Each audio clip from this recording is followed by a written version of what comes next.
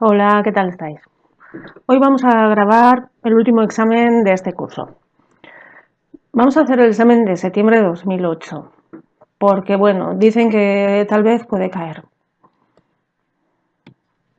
No, realmente no es el examen completo. He ido haciendo una recopilación de distintos ejercicios que sí que parecía que son de 2008 y los he puesto todos juntos, pero bueno, no es un examen entero. Ahora iremos viendo por qué. Pero bueno, vamos a ir mirándolo por si acaso. La pregunta número 1 dice, los estudios de psicofísica dieron lugar... Esta ha salido varias veces, de hecho creo que es de las que están en la teoría y es una de las erratas de ese documento. Así que tener cuidado, os volveré a decir cuáles son las erratas y voy a volver a subir el documento de teoría corregido. ¿Vale? Sería la A. De hecho, creo que esta pregunta también cayó en junio, con lo cual me extraña muchísimo que vuelva a caer. Pero bueno, continuamos. Segunda pregunta. Dice, en el proceso de construcción de un test, lo primero que hay que tener claro es, bueno, esto se supone que es del tema 2, ¿vale? Y bueno, hay que aprendérselo, es determinar cuál va a ser la finalidad del test, ¿vale? Y tercera pregunta, una de las características que diferencian a las escalas de Thurston es, aquí ya estamos en el tema 3 y tenemos que saber que Thurston es que utiliza una prueba de jueces, ¿vale? Ordinales eran Likert. Así que este es jueces. Pregunta número 4. En la teoría clásica de los test, la correlación entre las puntuaciones verdaderas y los errores es, aquí ya estamos en el tema 4, correlación entre verdaderas y errores.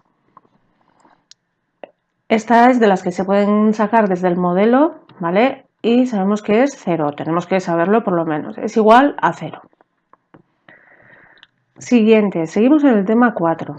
El coeficiente alfa de Cronbach, bueno, pues este coeficiente también lo podéis sacar desde el formulario, es un indicador de la consistencia interna del test, ¿vale?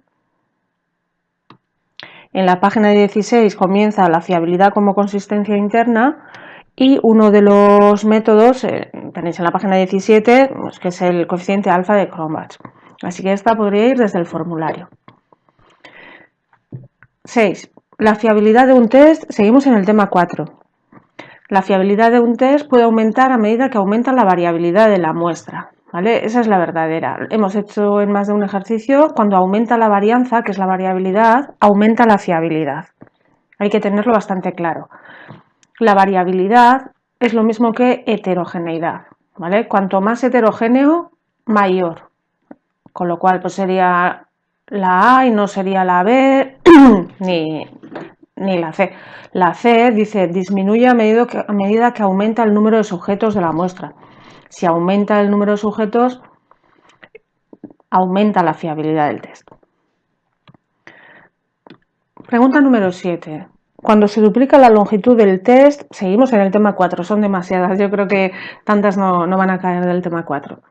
Bueno, sabemos que cuando se duplica la longitud, también lo hemos hecho varias veces, el coeficiente aumenta, pero no es que se duplique, sino que puede aumentar o quedarse igual, pero en principio aumenta el coeficiente de fiabilidad, o sea que sería la C. La 8. En los test paralelos, bueno, los test paralelos, esa también podríamos tenerla en el formulario, ¿vale? En los test paralelos, la varianza de los errores de medida es la misma en ambos test. Y pregunta 9. El proceso de validación de constructo de un test permite obtener evidencia de, cuando ya estamos en validación, estamos en el tema 6. Esto es de teoría total. La validación de constructo es hasta qué punto el test mide lo que tiene que medir, ¿vale? Estas son de las que sí que hay que aprenderse. Validación de constructo. El test mide lo que tiene que medir. Más preguntas de teoría. La 10 dice, para calcular el coeficiente de validez, la correlación más adecuada cuando el test es una variable cuantitativa y el criterio dicotómica es Esta también la podéis buscar en el formulario, ¿vale? Cuantitativa con dicotómica sería biserial puntual. La 11, la razón de eficacia también la podéis buscar en el formulario. La razón de eficacia es la proporción de aspirantes seleccionados que tienen éxito en el criterio. Es de los que han sido seleccionados, es decir, que han sido aptos en el test, que sean aptos también en el criterio. Esa es la razón de eficacia. Esto es mirároslo bien y tener claro lo que significa en el formulario. 12. En los ítems dicotómicos, aquí ya estaríamos en el tema 8. La anterior era del 7 y esta del 6. 12. En los ítems dicotómicos. Bueno, pues la media es la proporción de aciertos, es P. ¿Vale? Esta la he preguntado un montón de veces y sería tal cual. Tema 8. Pregunta 13. Decimos que un ítem presenta funcionamiento diferencial. También tema 8, funcionamiento diferencial yo creo que ha salido un montón de veces y es que no debería haber diferencias porque tienen el mismo nivel en un rasgo, pero el ítem pues presenta alguna diferencia. Es decir, leeroslos siempre estos todos bien. Existen diferencias entre las medias obtenidas en un ítem por dos grupos de sujetos que tienen el mismo nivel. Tienen el mismo nivel y, sin embargo, en ese ítem, por lo que sea, aparece alguna diferencia. Pues eso es funcionamiento diferencial del ítem. Pregunta 14, que sigue un poco con lo mismo. También me extraña que pregunten dos parecidas. La 14 dice, cuando un ítem presenta FDI uniforme, sus curvas características, bueno, esta no ha aparecido tanto, así que esta aprendérosla. Son paralelas. Esta por si acaso a la cabeza. Si hay FDI uniforme, las curvas características son paralelas. ¿Vale? Y por último tenemos la pregunta 15. La he puesto como 15, pero esta es dudosa si entra o no. No está muy claro si es del tema 5 o puede ser también del tema 1. Por eso, por si acaso, la pongo, ¿vale? Porque en los test referidos al criterio, estos son del tema 5 realmente, los test referidos al criterio, pero en el tema 1 se habla bastante de ellos y se diferencia con los de normas. Así que cuidado que este puede aparecer. Aparecerá, si aparece seguramente aparecerá el primero o el segundo, ¿vale? Así que esta también, bueno, yo me la aprendería de memoria. En los test referidos al criterio es fundamental la representatividad de los ítems respecto a un dominio, ¿vale? Porque la A, maximizar las diferencias individuales, pues es de los test referidos a la norma. Y el alto poder discriminativo también, ¿vale? Entonces, bueno, por si acaso os la aprendéis, ¿vale? Tenemos un par de ellos que por si acaso hay que aprendérselos. Y ahora ya habríamos acabado con la teoría que, bueno, vuelvo a decir, no creo que vayan a poner 15 preguntas, además hay muy parecidas, muchas del tema 4, pero bueno. Continuamos con los problemas que hemos podido ir encontrando. Dice, el siguiente enunciado es para las preguntas 16 y 17. Para elaborar una escala de Thurston se ha solicitado a 200 jueces que emitan un juicio acerca del grado de aptitud que contienen una serie de ítems. La tabla adjunta muestra la clasificación de uno de los ítems hecha por los jueces y nos dan la escala que va del 1 al 7 y el número de jueces que ha ido dando cada puntuación. 5 jueces han dado el 1, 10 han dado el 2, etc. Y nos pide el valor escalar del ítem. El valor escalar del ítem sabemos que es la mediana. Entonces, para calcular la mediana vamos a calcular primero las frecuencias acumuladas, comenzando con este 5, más 10, 15, más 20, 35, más 30, 65, más 100, 165, 195 y 200. Ya tenemos las acumuladas.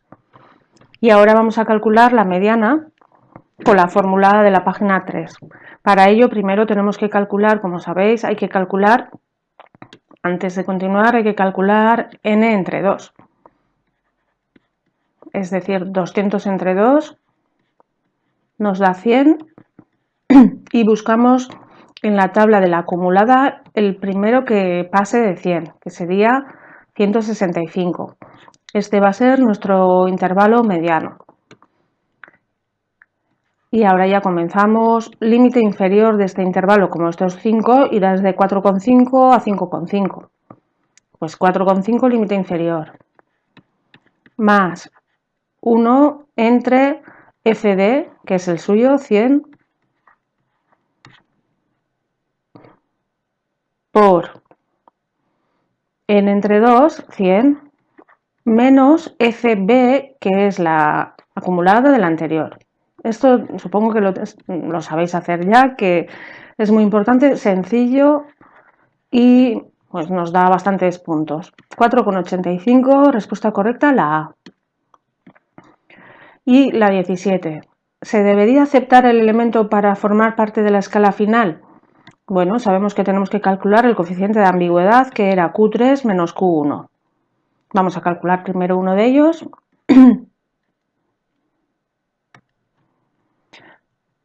Para Q1 tenemos que calcular primero n entre 4. 200 entre 4 nos da 50. Y ahora hacemos los mismos pasos que hemos hecho antes. Buscamos aquí el primero que se pase de 50, que esta vez es 65.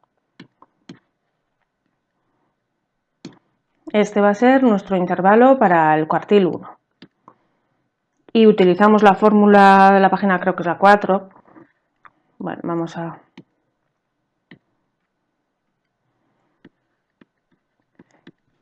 Que no sé por qué calculan la mediana, utilizan una fórmula, para las Qs utilizan otra. Bueno, el límite inferior de este sería 3,5. Más, ahora tenemos aquí la amplitud del intervalo, que es 1 por n cuartos, que es 50, menos la FB anterior, 35, entre la F directa, que son 30. Y nos da 4 exactamente. Y para Q3 hacemos 3n cuartos, nos da 150.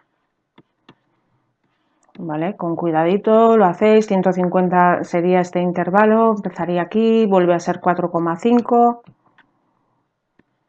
límite inferior más la amplitud del intervalo por, aquí va 3n cuartos, que es 150, menos FB del anterior, 65, entre FD del nuestro, 100.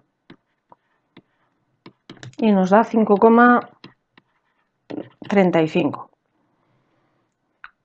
Por lo que el coeficiente de ambigüedad es 5,35 menos 4, 1,35. Y aquí, como es menor que 2, no hay ninguna duda de que sí, o sea, de que es bueno si se acepta. ¿Vale? No es ambiguo, si se acepta, no hay que modificarlo ni nada. Aquí no hay la duda de si es mayor que 2, puede llegar a 3, ni nada de esto. Aquí se acepta directamente. O sea que sí, porque su coeficiente de ambigüedad es menor que 2. Bien, continuamos. El siguiente enunciado es para las preguntas 18, 19 y 20. Y bueno, realmente no me he dado cuenta, pero también el 21 viene del mismo sitio, pero bueno, ahora iremos viéndolo. Dice, aplicado un test de 50 ítems a una muestra de sujetos, se ha obtenido una media igual a 6 y una desviación típica de 4 puntos. La varianza errónea es el 25% de la varianza empírica. Entre el test y el criterio externo hay un 35% de varianza común. Sabiendo que la fiabilidad del criterio es 0,8 y su varianza 9, calcular, y en caso de que no coincidan exactamente por problemas de redondeo, elegir la opción más aproximada. Lo dicen claramente que vayamos al más aproximado y nos van preguntando cositas. Vamos a poner los datos que nos dan, que hay varios... A ver, vamos poniendo. Media 6. Desviación típica 4. La varianza errónea, recordar, varianza errónea es el 25% de 0,25 de por varianza empírica. Más cosas que nos dicen. Entre el test y el criterio hay un 36% de varianza común. Es decir, RXY cuadrado, el coeficiente de determinación es 0,36. Otra de las definiciones que hemos visto varias veces y lo tenemos que saber. La fiabilidad del criterio, fiabilidad son siempre las mismas letras, bueno, prima o no prima, como es criterio es I, 0,8. Y la varianza, su varianza, se supone la del criterio, 9. Esos son todos los datos que nos dan, ¿vale? Nos han salido varias veces, así que bueno, no deberíamos tener mucho problema. Y vamos ya al 18, nos dice, voy a hacerlo abajo, la desviación típica de las puntuaciones verdaderas será, bueno, si tenemos aquí que esto es 4, podemos calcular la S cuadrado. S cuadrado será 0,25 por varianza de X. Si la desviación es 4, la varianza es 4 al cuadrado. Y nos da 4. ¿Y esto para qué? Pues porque vamos a utilizar la fórmula que más de una vez también hemos utilizado, esta fórmula para calcular la varianza de las verdaderas y después la desviación. ¿Vale? Entonces tenemos aquí, este es 16, 4 al cuadrado, esto es lo que queremos calcular y ese cuadrado que lo acabamos de calcular, que es 4. Como este está sumando, pasará restando hacia allá. Es decir, la varianza de las verdaderas es 16 menos 4, 12. Y cuidado leer bien, ya sabéis, desviación típica, porque el 12 está. O sea que, cuidado, siempre con las desviaciones, varianzas y coeficientes e índices, ya sabéis lo que os digo. La desviación es la raíz de 12. Es decir, 3,46 y ahora sí, habríamos terminado, es la C. ¿Vale? Continuamos. 19. Esta era la 18. La 19, si se duplicase la longitud del test, el coeficiente de fiabilidad del nuevo test será, bueno, en todos estos datos que nos han dado, no nos han dado el coeficiente de fiabilidad del test. Entonces, primero vamos a calcularlo y después ya calcularemos cuando se duplique. El coeficiente de fiabilidad del test, entre otras cosas, sabemos que es, por ejemplo, SV cuadrado entre SX cuadrado. Como tenemos todo, 12 entre 16, 0,75. Y ahora sí lo duplicamos, utilizamos la fórmula de la página 13 de longitud doble, que es 2 por la fiabilidad antigua entre 1 más fiabilidad. Y nos sale 0,86. Ahora sí que lo tendríamos. 0,86, respuesta correcta, la A. ¿Vale? Continuamos. 20. Utilizando el modelo de regresión, seguimos con el mismo enunciado, ¿eh? Utilizando el modelo de regresión, el intervalo confidencial al 95%, en el que puede afirmarse que estará la puntuación diferencial verdadera de un sujeto que obtuvo en el test una puntuación directa empírica de 10 puntos, será, vale, nos dan la empírica y nos piden el intervalo para la diferencial verdadera, ¿vale? Entonces, nos vamos a la página 25 en principio, empieza la página 25 y la puntuación, primero estimamos, recordar cómo hacíamos, primero vamos a calcular V', que va a ser la fiabilidad por X minúscula diferencial, o lo que es lo mismo, la fiabilidad por X menos la media. Seguimos con el ejercicio anterior. La fiabilidad se supone antes de duplicar, 0,75. Pues 0,75 por 10 menos, y la media la hemos perdido, pero era 6. ¿Vale? La media nos daban 6. y nos da 3. Y como siempre lo reservamos, porque ahora tenemos que calcular el error máximo. Y el error máximo es SVX por ZC. Cuidado, que esto ya está en la página 26. Hay que continuar con el modelo de regresión, ¿vale? No ir al método de los errores, sino que continuar con el modelo de regresión. Entonces, ZC sabemos que al 95% es 1,96, lo hemos hecho 1000 veces. Y SVX, tenéis la fórmula SX por 1 menos RX por raíz de RXX, aquí también. ¿Vale? Cuidado, vuelvo a decir que esto está en la página siguiente. Y aquí sustituyendo tenemos todos los datos anteriores, aquí era 4 por la raíz de 1 menos 0,75, raíz de 0,75, nos sale 1,73. Y ahora al multiplicarlos el error nos da 3,39. ¿Vale? Ese sería el error máximo.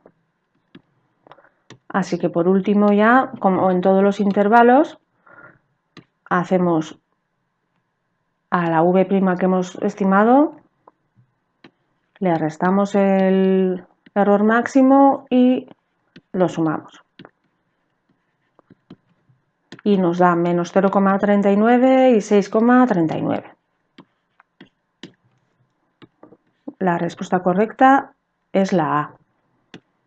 ¿Vale? No le veo demasiado problema, hemos hecho un montón de estos, cuidado, nos piden el diferencial, pues cuidado con eso, que eso sí que igual ahí se puede uno confundir. Yo creo que es lo único en lo que nos podemos confundir. Vale, problema 21. Lo he vuelto a escribir, pero sigue siendo con el mismo enunciado.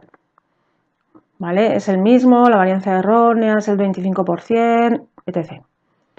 Entonces, nos piden esta vez el coeficiente de alienación y el valor predictivo. Lo he dicho antes y lo vuelvo a repetir, nos dicen que entre el test y el criterio hay un 36% de varianza común o asociada, y eso sabemos perfectamente que es el coeficiente de determinación, 0,36. Pues aquí no hay ningún problema. El coeficiente de alienación nos vamos a la fórmula que le corresponde, es 1 menos coeficiente de determinación. Y haciendo las cuentas nos sale 0,8. Y el coeficiente de valor predictivo tenemos dos opciones. Podemos hacer la fórmula tal cual, que también era 1 menos el coeficiente de determinación, o hacer el complementario de CA, que también lo es. Este ejercicio yo creo que sí que lo hicimos en el curso, que os decía que a la vista de los resultados el único que nos cuadra es este, porque sabemos que son complementarios y nos tienen que sumar 1. Pero bueno, los calculamos, que no nos dan ningún problema. Y por último, el último que tengo yo, que claro, había aquí algún otro problema del tema 7, pero era de regresión múltiple y este año no entra. Entonces, pues no podemos ponerlo y no sabemos si ponen más o menos este examen también, pues lo añadirán otros problemas, pero bueno. Vamos con la última pregunta, que dice, que esta también la hemos hecho en el tema 9. Sabiendo que la distribución de las puntuaciones de los sujetos en el test se ajusta a la curva normal, la puntuación típica, el estanino, el percentil y la puntuación típica derivada de media 10 y desviación típica 3, que le corresponde a un sujeto que en el test se situó a una desviación típica por encima de la media, son respectivamente, y esto últimamente ha estado mucha gente preguntando lo de una desviación media. Esto es la definición de ZX. Cuando calculamos la puntuación típica, estamos calculando eso realmente. Entonces, si nos dice que se sitúa a una desviación media, quiere decir que ZX es 1. Si nos dice que se sitúa a 2 desviaciones medias, pues sería 2, etc. Y entonces con esto ya, pues ya tenemos la puntuación típica, ya la tenemos. Ahora el estanino o eneatipo es 5 más 2 por ZX, 5 más 2, 7. el percentil, cuando tenemos z,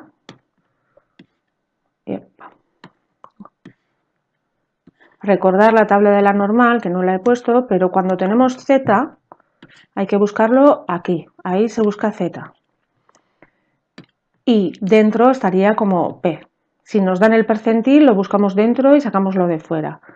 Y si nos dan z, buscamos aquí, es decir, tendremos que ir a la tabla de la normal y donde nos ponga, buscamos 1,00, eso será la probabilidad, multiplicado por 100 será el percentil. Y si lo miráis, es 0,8413, es decir, el percentil 84. Y por último, la puntuación típica derivada, esa es la fórmula I igual a A más BX, A más BZX, perdón, en la que A es la media, que sería 10, y B es la desviación típica por 1. 10 más 3 nos daría 13. Que ya con el anterior también lo habríamos calculado, pero bueno, ya tenemos que sería esta opción.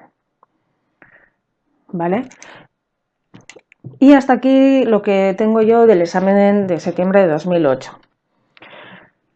Bueno, no sabemos seguro si caerá o no, entero no va a caer, igual que en algunas preguntas. Y bueno, como repaso está bien también para que lo tengáis hecho. Y ahora sí, ahora ya no hay tiempo ya para hacer más exámenes. Intentar hacer todos los que tenéis por ahí. Y ya sabéis, si tenéis alguna duda, preguntarme por la vía que queráis, por correo electrónico, los que tenéis el número, por Telegram. Y nada más. Espero que tengáis mucha suerte y seguro que sí, seguro que se hace justicia. ¡Hala, a estudiar mucho! Nos vemos. Agur.